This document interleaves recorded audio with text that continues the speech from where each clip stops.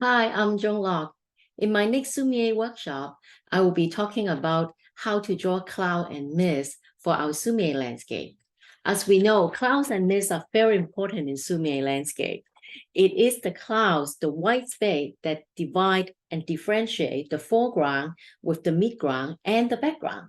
But how do we use the white space convincingly to represent the space? We have to make it look misty. So in my workshop, I'll talk about the use of clouds and how to apply our stroke to make it kind of brushless to have a very soft denotion of mist between the foreground, midground, and background.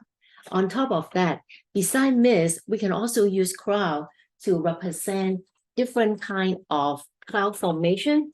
So we will talk about how to use different amount of ink and layering to represent different kind of cloud formations to preserve the whiteness, and also how to apply color if you have a color landscape, how to add different colors to make sure that it is harmonic with the rest of the painting, but yet it's not kind of left alone.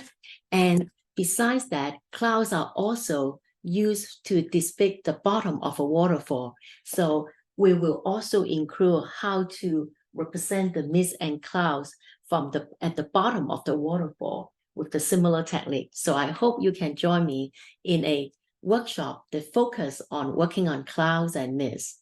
Because of the time, and we're going to work on the demo together. So besides all the regular art supplies, be sure you have paper towel, mist bottle, and also a hairdryer when you come to the workshop. I hope I'll see you. Thank you. Bye-bye.